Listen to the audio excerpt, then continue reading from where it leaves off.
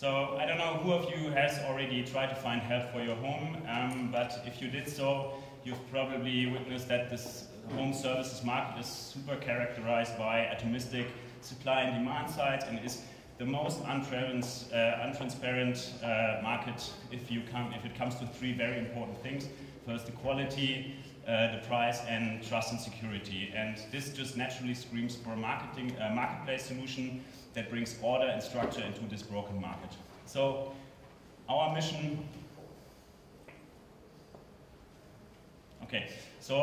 really is to just Uberize cleaning. And how do we do that? So we take a process that has previously probably ended in 90% of the cases with you hiring an unvetted black market cleaner, of you whom you know the first name and a telephone number, and we take this process and change it into a 60 seconds booking process that lets you end up with your personal, trustworthy, vetted, quality checked and insured cleaner. And this is not only great for the customer, I think everyone in this room can relate with that fairly easily, but it's also great for the service provider, because they also for the first time they can now acquire new customers when they want and where they want and to the extent they want, so they can really build a stable and legal existence on this market without having to deal with the administration that naturally comes with that, because our system takes care of the invoicing, takes care of the scheduling, of the payment, etc. So it's fairly the superior solution. And so the right, I mentioned before, since we launched in April 2014, we have become now the market leader in 11 out of the 12 markets where we operate. So Canada, go. We're not market leader there yet. And I think what's just the key thing, that we have gained access to more than 100,000 homes across 250 cities, which is just a great sign that the model itself works. So as least as important is that we have offered legal access to new customers to more than 10,000 service providers. And for us, as I said, this is just a confirmation. Are people willing to book a service provider online for such an intimate thing as having someone to come to your home and even leaving that person alone at your home? We have a clear yes. So if you look at our footprint, today Helpling is clearly a global company, and we see that in all of the markets where we operate, we really deliver that same value, that in a market that has the global trends of an increasing division of labor, for example, or more women working, aging societies, this underlying principle of we can help you to find a great service provider very, very quickly, that just persists, and we create this value in all the markets where we operate. So, skipping this. So, okay, today we're talking about marketplaces, just our 10 cents of what we consider to be crucial to build a marketplace. So first you need to solve a big problem. If you don't solve a big problem, then you have no need for your marketplace. So I think if the market already works well, then it's maybe not the right market to build a marketplace. Second, you need to curate your market in terms of finding out what should be the pricing mechanism, the access to the market, etc. The third part is you need to create trust. And you need to find out what in your market particularly can give the trust to the customers and to the service providers. In our case, we provide, we have the copy of the police certificate of every single service provider who is available on our platform. So this is, for us, like an amazing sign of trust that we can create to everyone involved. Here, the 1,000 times balancing supply and demand, obviously, but it's never to be overestimated. And lastly, you should make your marketplace scalable, because a larger marketplace systematically works better than a small marketplace, just using the scale, and you just cannot do that manually, so invest in technology early on, and we're happy with it. So thank you for this, and if you now hopefully want to try out our service, just use the voucher code Heureka 2015, and it's valid in all the 12 countries where we do business, and you get a 50% discount on your first booking. So looking forward to your feedback.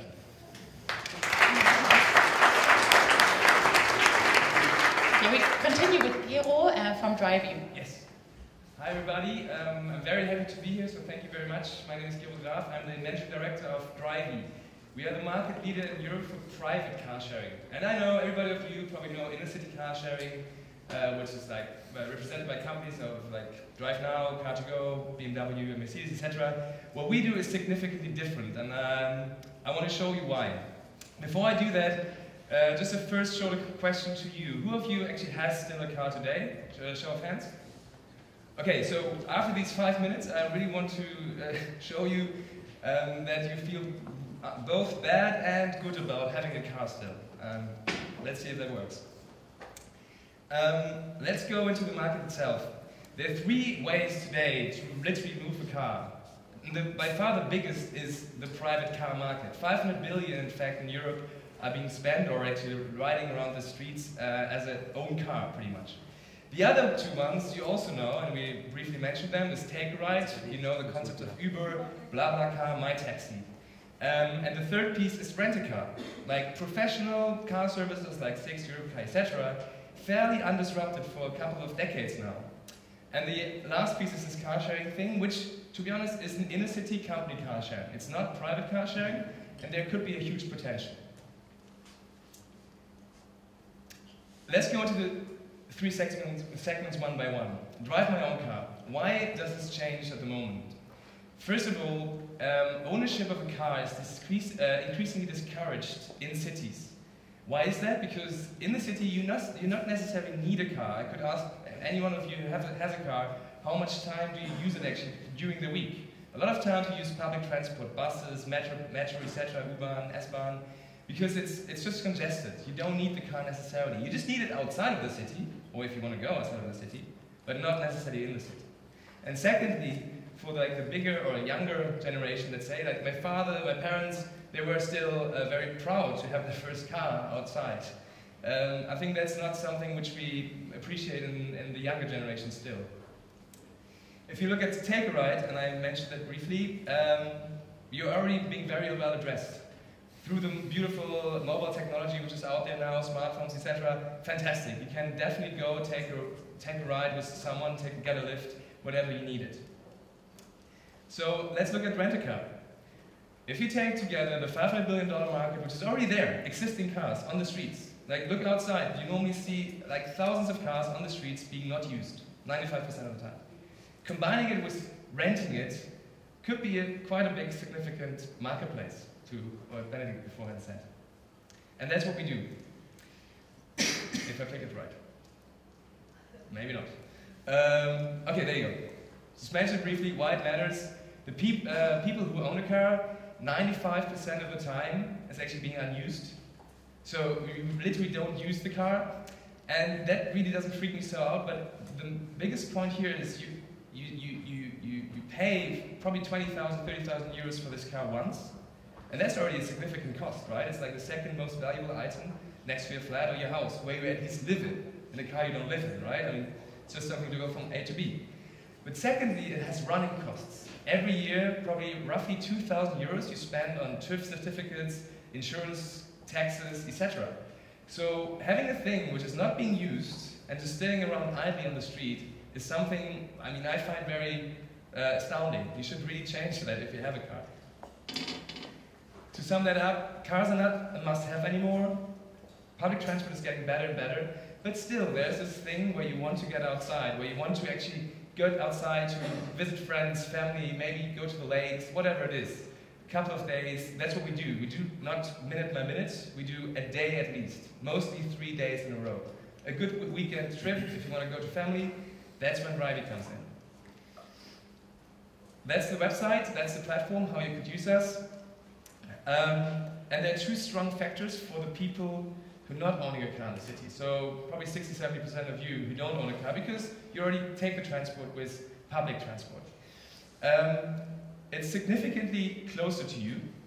These red dots represent all the driveys now in Rennes. You could do the same exercise now in Berlin, in Hamburg, in Munich. We have 1,000 cars on our platform from private people. And the blue dots are the professional rental car companies. So I guarantee you, if you please all download later on the Drivey app, down to your mobile phone, you could find a car right next to you here in the vicinity.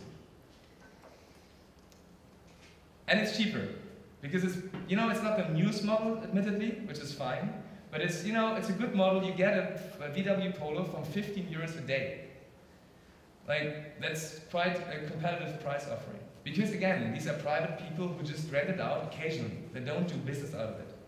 And that's two really strong arguments for people to actually rent this out. The owner is always in control, and he knows what's happening to his car. He doesn't need to rent it out. He just puts it on, and then it's up to him when he actually wants to rent it out. How do we do it? Very quickly. Excellence and speed in marketplace. We have now 500,000 users in France alone. We're excelling, like last year we had 200,000 users. Within the matter of 11 months, we went 2.5 times that number. We are now at 500,000, 500,000 users on our platform in France. We have trust and transparency. Allianz is our insurance company. A lot of people ask us, oh, how is this insured? How can I be sure that my car is being safe? We have a full coverage for you. No matter what happens, you're being insured. That's our promise. We have a review system where you can see, oh, this guy actually rented out a car beforehand, so he's probably being trusted because he got 5 stars on the service. So you can always decide who you want to give this car to. And we have evolutionized the product. I don't go into detail about this, but there's a lot of things coming in the next 3 to 4 months. Success so far, and then I conclude. I hope I'm probably not in 5 minutes, but anyways. 5 months, 11 cities. We went city by city because fairly it's a city by city approach for us. But now we have 1,000 cars on the platform, also in cities where we never actually did any marketing or communication whatsoever. Across Germany. That's where we now went nationwide, and we have 1,000 cars on them, and actually it's already outdated, this number. And the road ahead, increasing marketplace size, that's where Alvin already gave some examples. Always improving the quality of our owners, this is a fundamental key for me. And excellent customer service, and having a car in 5-minute walking distance is our aim. So thank you very much, and over to you.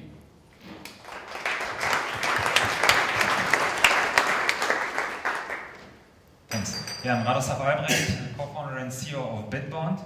And Bitbond is a global peer-to-peer lending platform. Our goal is basically that every person in the world who has got an internet connection can get access to financial services, meaning be able to borrow money or to invest money for interest.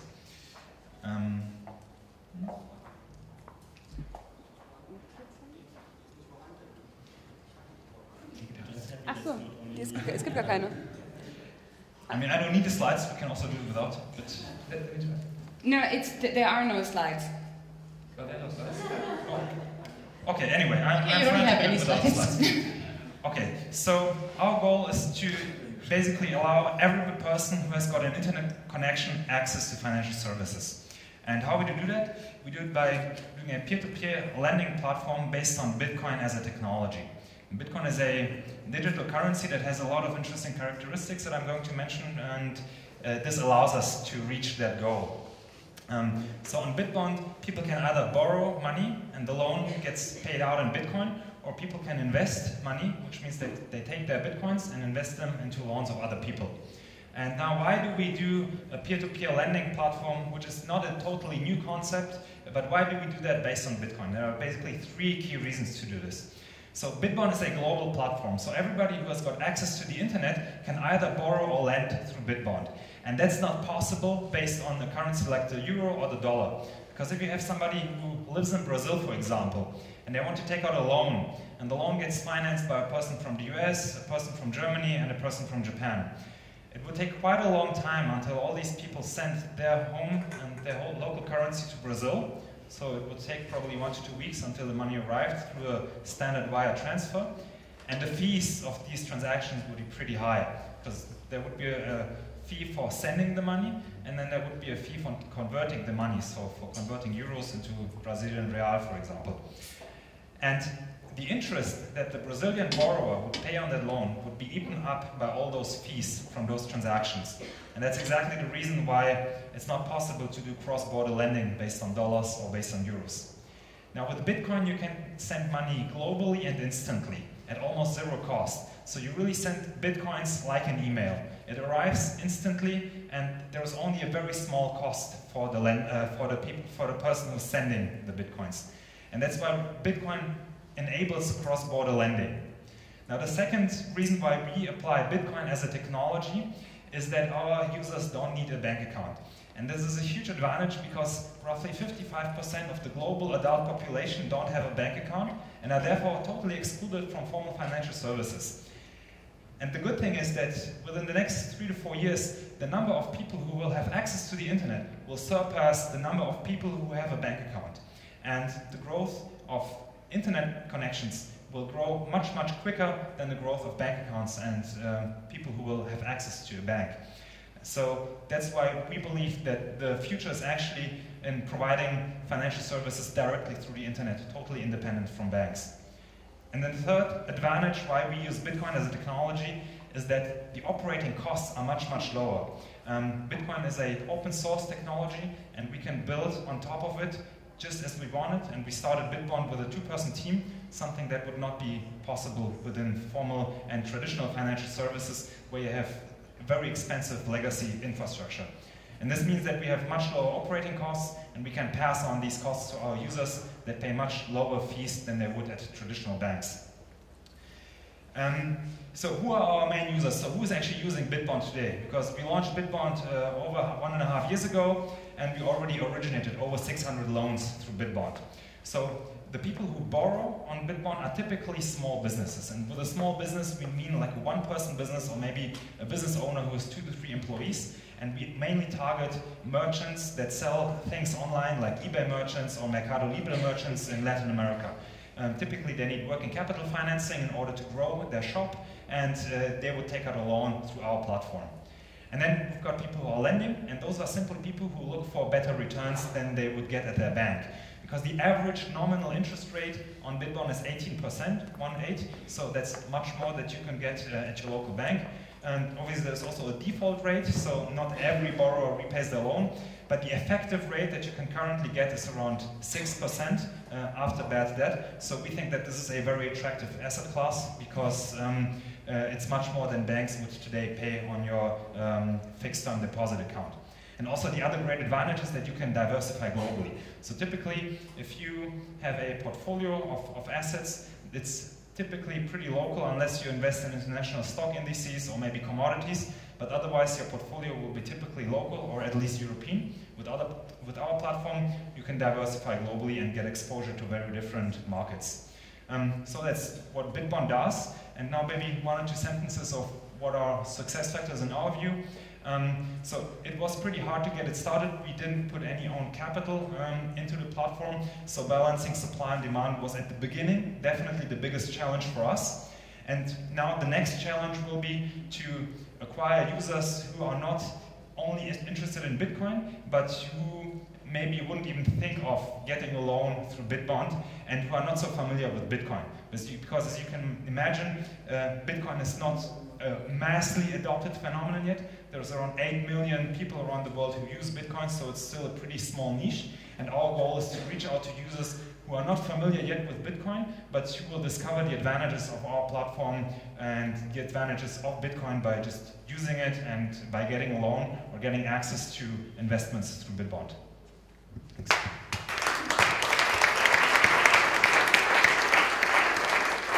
Okay, great, thank you. Like we heard, it's all about, like you all said it, it's about trust. Marketplace is about trust, because if it doesn't work the first time, if it doesn't work the second time even, I'm not going to come back as a customer. So, Bina, maybe we start with you. Like, what do you think, what's more important, that many people know your marketplace, or that the first 200 users really, really enjoy the experience? Because I guess, but you don't have to agree, that you cannot scale and earn a lot more customers at the same time, right? If it really works. So I think that our business model only makes sense if we retain customers, just from a unit economic perspective, and we want the customer who stays with Helping for the next 10 years, once a week, 4 hours. So that's the perfect customer. Whether the first 100 customers who all work in a startup environment, etc., are your true customers needs to be defined, but I think this has nothing to do with the service level that you want to deliver. And you need to make certain learnings when you scale. So because there's no real example that we can look up on scaling this, but you need to make sure from the beginning that you have the right checks and quality processes in place to give a great experience. Otherwise, you don't need to do it. And how many of your customers are returning customers? So it's by far more than half of the customers are returning customers, and that's really how the business works. But it's also natural because that's how you usually work with someone whom you have at home. And most of our customers actually also, they don't have a different customer every time they book with Helping, because you can have your favorite Helping and then you continue working with the same person. So it's quite similar to what you imagine as the ideal scenario. Gero, what would you say? What's more important for driving? I mean, first of all, we are working with a real-world product. So for us, obviously, the product, I mean, website and apps, they should work fine. I think that's a fundamental part of every successful company. But the real experience happens when you actually meet the owner, when you meet the driver. How can you trust him? How can you make sure that actually it works fine? So therefore, we're taking a lot of effort into onboarding and educating owners. Because only if we onboard them well enough and they know how to use us as a platform, similar to Airbnb, what they've done was fantastic in my view, because they actually took care of their owners. Only if my owners can be well educated or can be working with us well, they will represent us well. They will be a multiplier to us. And then they will go out and then they give good experiences to the renters, to the drivers of the car, and they will then spread the word. So for us, after now 5 months here, I mean, that's how we grew in France with now 500,000 users. And this is what we do here in Germany as well. We took really care of the supply side, of the owner side. Only because of that, we can also then guarantee that the driver has a very good experience. Plus, it will actually doesn't harm us in the long run. Because if we don't educate them well from the beginning, these owners, then there will be, customer support questions coming back to us. What will happen if there is a bump in the road, in the car, etc. So we really take care of quality. And Radoslav, your borrower and the lenders don't even meet in person, because the lenders just give the money and the borrowers accept the money, but they will never meet in person. Yeah. Does it make that your business model less complicated than Helping and driving? So maybe in one part, yes, it does make it less complicated. On the other hand, both sides of the marketplace and our platform, the borrowers and the lenders, need to put a lot of trust into us as a platform, into Bitbond, because the people who are lending through Bitbond basically trust our credit scoring. So not every person can borrow through Bitbond, they need to be creditworthy, and we do that check. And the people who are lending through Bitbond trust us as a platform that we do our job well in deciding who can actually borrow and who can't. And also the borrowers definitely need to put a lot of trust in us, because they need to reveal a lot of information about themselves on our platform. So the first point that the user sees is us as a platform, and that's I would say the majority of the trust that our users need to put up is to put that into us as a platform, and then the second step is actually to trust the other part, the counterpart on the marketplace. Because as you said, it's anonymous, so both parties don't know about each other, and it's typically a one-to-multiple relationship, so you got one borrower and multiple lenders, and yeah, it's really, they have to trust us as a platform in the first place. But how do you get your customers to trust your platform? I mean, you probably all have that problems. I mean, all the founders on those conferences, yeah, we prove everything, we have certain certificates, but I mean, the normal person far away from Berlin who wants to book Helping or driving or wants to use Bitcoin doesn't know you guys. And what do you do with your platform or your website to make people trust your marketplace so they use the product? Is there like a recipe for other founders?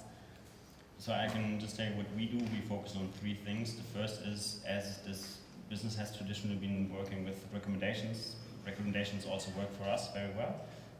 But also we work with an insurance company, so we have a good brand to insure the service.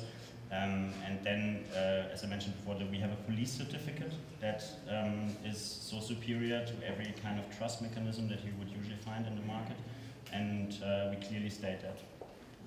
Yeah, so at Driving we do very similar things.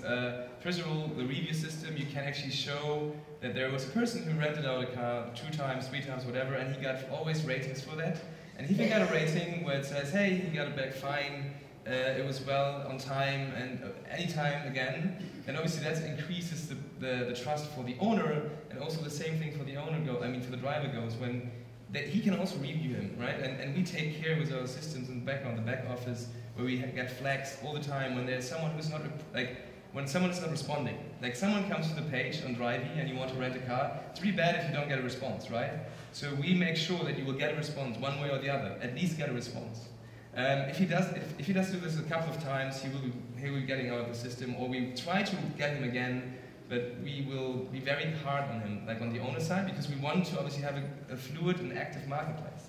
So it's a part of reviews, features, plus of our technology in the background and our marketplace management who does the trick so far. But that sounds like you need a lot of people, or you need a lot of time. I mean, if you want to answer everything, and if you want to always react to people, I mean, you got money from Rocket Internet, a lot of really big VCs, so you probably can hire a lot of people, but you two don't have those possibilities, I guess. So how do you do it then? Yes, I mean, right now in the beginning, it's pretty much for us that we, when you start with a marketplace, you want to make sure that the first supply you get, you really get educated well. I don't care about 10,000 cars. I mean, there are always claims of how big marketplaces are. I don't want to know how big marketplaces are. I want to know how good the quality of the best 10% of those marketplaces. If you can, and these people you can work well with, even if you're a smaller team and with your technology in the background, it's fine. But because of this example, you see then other people who might be then, not in the beginning being very sure of your services, and just because you see the first 10%, they are also improving. So you go in a staggered approach. You start with the top 10%, and you go to the top 20, top 40, and so on and so forth. It takes time. It's not something which I want to go from here to there, because we are working with a real world product. It's not like I'm shipping a fashion item to someone and then it returns. It's a real world product. So you're saying you cannot really scale a marketplace if you don't have that much money on that many people? We can scale, but we have 26,000 cars now over the course of 4 years in France, and that didn't happen by accident. The 26,000 cars obviously can already service 500,000 users. It's not that obviously the car can be used multiple times. So we don't really need like 100,000 cars on the platform. We just need the good 10,000, good 15,000. But that takes time. I don't want to have them within a month. I mean, that'd be great, but that's not scalable for us right now. And Raslav, how do you do it? So one thing that we especially did a lot at the beginning was engage with users and engage with users in forums, for example, where we knew that there are potential target customers of our platform that might be interested in our service, and post there and engage with them and answer their questions. And we were a bootstrap platform for a pretty long time, and that was our main tool actually to acquire our first users and to show them that there are real people out behind the business who care what the users are interested in, and who are willing to answer questions and who are explaining what the product is about. And that was our main thing at the beginning. What we do today, now that we have a certain track record, we publish a pretty comprehensive statistics file, which is especially important for people who are lending through Bitbond. Typically these people want to do analysis and build their own investment strategies, which loans to invest in. And so we give them these data and as much data as we can publish, and that helps to build trust. And when they see that the data is updated on a daily basis, so you always really get the freshest data that's available, that's something that helps us build trust today. But obviously, we couldn't do this from the first day because there was no track record. So at the beginning, we really had to do these things that don't scale, but that take a lot of time. But for us, it was the only means to get the marketplace started. Maybe two things on the efficiency. In our case, I think we would have never gotten the funding if we were not super efficient in terms of the unit economics behind it. I think that's the sequence here.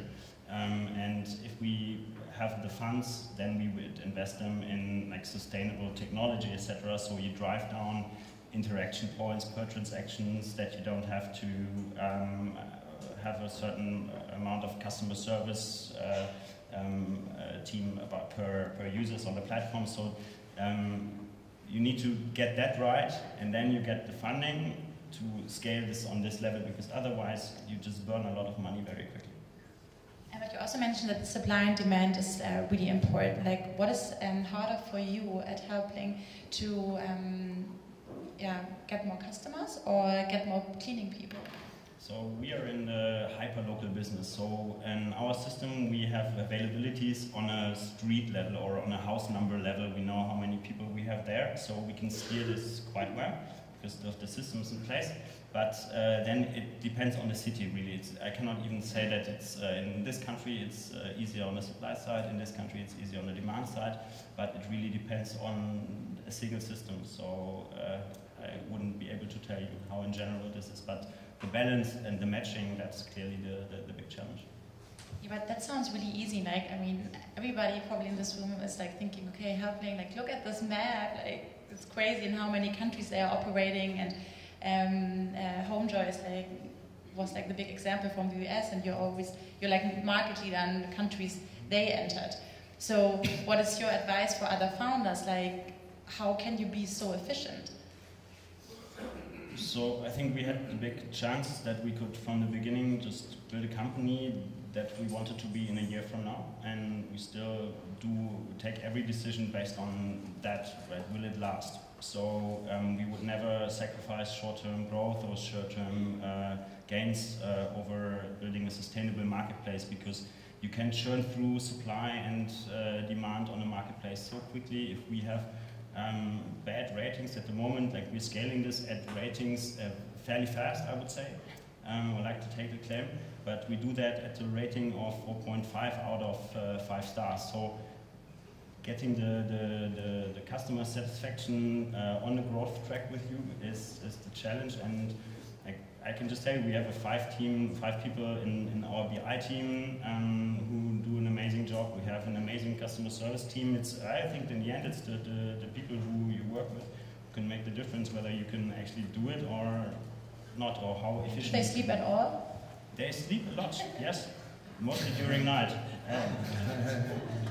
Okay. No, Radoslav, you just mentioned it. It's really hard to get people to use Bitcoins, and you said you publish content on your website to make them trust your marketplace. Giro, how is it with Drivey? I mean, not everybody is like, oh, I rent a car from a neighbor, even if I have an insurance. Like, how do you make people to use your model? Yes, so again, I think it stands and falls in the beginning with getting the best quality out there and actually making the first steps right, which is the fundamentals are having a good insurance, and that's Allianz. I mean, that's the most reputable insurance company in the world. We took them for a reason, and actually they were interested in us as well because they saw that it scaled in France, and we internationalized with them also to other countries now. So make these things fundamentally visible and transparent on your platform. Then also convince them through obviously transparent systems like review systems. You see, oh, these people actually have already done bookings. And then the moment you've done your first, I guarantee you, the moment you've done your first rental over Drivey, it's really easy, it's cheap. Like I rented out a car yesterday, and this guy was completely hooked because he said, oh yeah, I could just come over like 2 minutes from where I live, and I just booked it very easily on your platform. Now you're here, fantastic. And off he went for I think it was 35% cheaper than you normally would take it from somewhere else. So if he gets this, the word gets out as well, like word of mouth. It sounds stupid, but if you do your things right on supply, first 10, 15, 20%, they will become your involved, interested community. Because just to remember, the supply side at Drivey, the owners, they have an invested interest in actually making this a success, right? Because they want to finance their car. They know, oh wait, I have to pay my insurance, 1,300 euros, I have to do my TÜV certificate, I have to do my taxes, and it's all running costs of this car which just sits there. So they have an invested interest in make themselves look good on Drivey. If they're not doing it, we help them. If that doesn't work, then we will probably inactivate them. We are very clear with this. And that spreads. And Radoslav, for you, word of mouth probably doesn't work because your customers are all over the place and they don't probably talk to each other. How do you do it? Do you just do marketing? Or how do you get your company known? So at the beginning there was some sort of word of mouth because the Bitcoin community, even though it's fairly distributed all over the world, knows each other, so to speak, over forums and over news sites that publish Bitcoin news. So at the beginning this definitely was a tool, and I think now one of the most important next steps that you already started to implement is a content marketing strategy. So to build content that's relevant for our users is really important, and to continue educating our users what is actually the benefit of using Bitbond for them, and what would be the reason to use Bitbond versus other alternatives that there might be. And I think this is something that currently works pretty well. Yeah, is there like anything you want to give to the people here that you want to add if they want to create a marketplace, for instance? Is there something more that we didn't mention yet that's really important for you guys? I think back when you said something about solving a big problem, something which is fundamentally not being solved yet or undisrupted. I don't know, it's all these fancy words, but I think it should really make sense from the first little business case you want to test. And then started. I mean, our founder, Paulin, started the whole thing in Marseille, because he started actually with this inner city car sharing, like you guys know, but it was way too hateful and didn't really, like, at the time it was 2009 and 10. So then he switched and he said, oh wait, there are existing resources on the, like, if there are existing resources, which are sitting around idly and not being used, but still actually cost a lot of money, I think that would be a great marketplace start. So, if you're a developer and you want to join a great marketplace, please meet Katharina. We have a booth, HR booth, recruiting booth in the front hall, so let's have a chat. From Happen you can get codes today and jobs, and they offer everything, obviously. We're helping.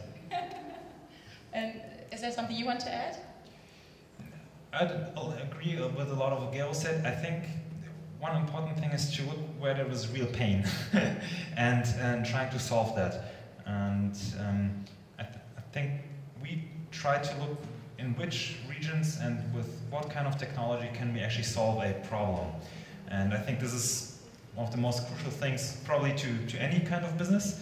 But in marketplaces, this is especially important because you actually solve problems for two different types of users. Because you've got the supply side and the demand side. So you've got to find a problem where a lot of people are concerned about, or where there is a lot of inefficiency, obviously. So it doesn't just have to be something entirely new, but it should be, in my view, something where there's a lot of inefficiency and where technology can help to reduce transaction costs, and by that you can solve a real problem.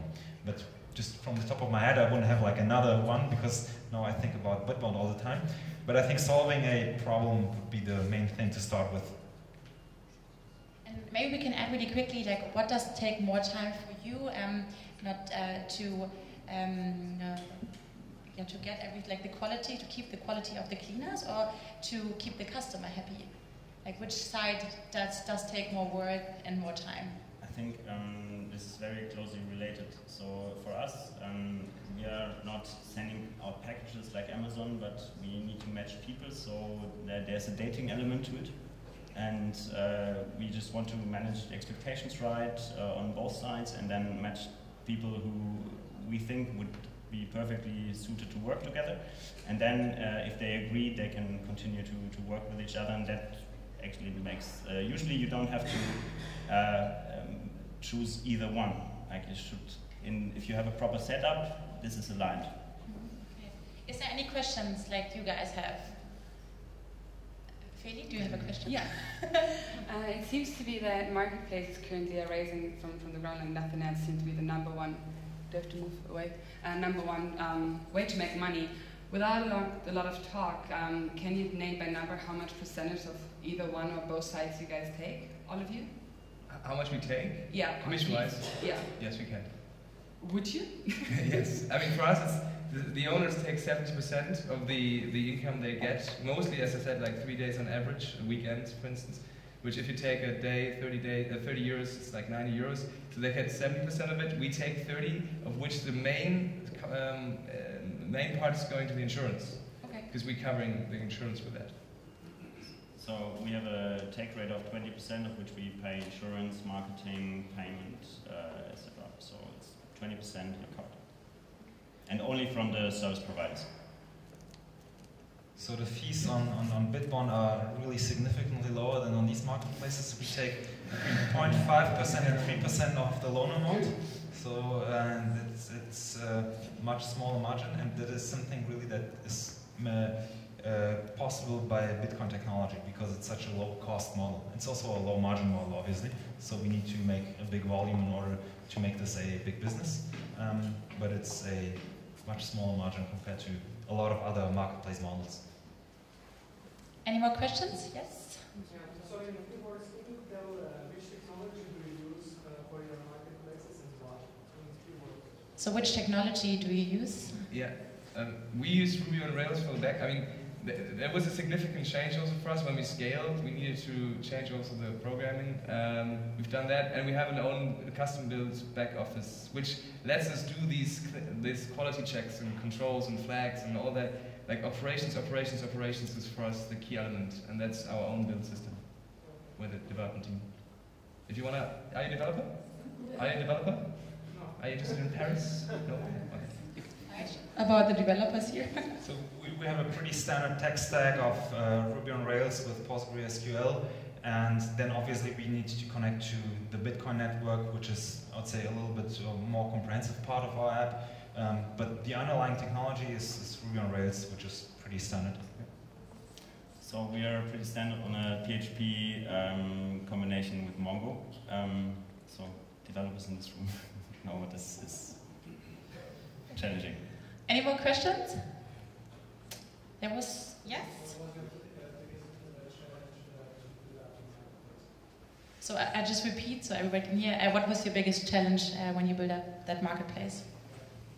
I honestly cannot tell you one challenge. It's challenges constantly. If you fix supply there, you have demand there. In the beginning. Find the first cleaner? Yes. So it's very, very hard to break this down for one, but like when we realized that you cannot only build a business in our space on the existing search volume, for example, to build up marketing channels that are not only the classical performance channels, but to reach out to offline marketing, for example, and to structure this was a big challenge. But also understanding for us, and we did a PhD who ran a study, a survey with the service providers to really understand their needs, because like for us, everyone in this room, we can understand fairly well what a customer would expect, but what do our service providers expect, and what's their value system, and like the insights we gathered from that was a big leap forward. For us, it was the insurance. Like it took Polar, our founder, a year to find a company, because it's, you know, what we do is sharing, fundamentally sharing between people, like private people in the neighborhood. And it took us a year to find an insurance company, like a national French insurance company, to cover the use of a car and not the owning of a car. To this day, there's no product in the insurance world to actually covers just the use of a car. So it took us a year, then we've got them, then we increased the marketplace slowly but surely from 5 to 10 to 15,000 users, 50,000. All of a sudden, bigger insurance companies heard of it, they really liked the idea, and then we started talking, and now we're with Allianz. But it was based on merit, not on just because we were there. So for us, the first big challenge was to actually build the technology that we need for our platform, because Bitcoin was still a fairly new phenomenon, and nobody has built something on top of Bitcoin that we have built. And so that was pretty exciting also at the same time. And then to get the first users to actually use our platform. That was definitely a big challenge, and it took us quite some time to have like a basic customer base who continuously use Bitbond, and to acquire the first users was really a lot of hard work.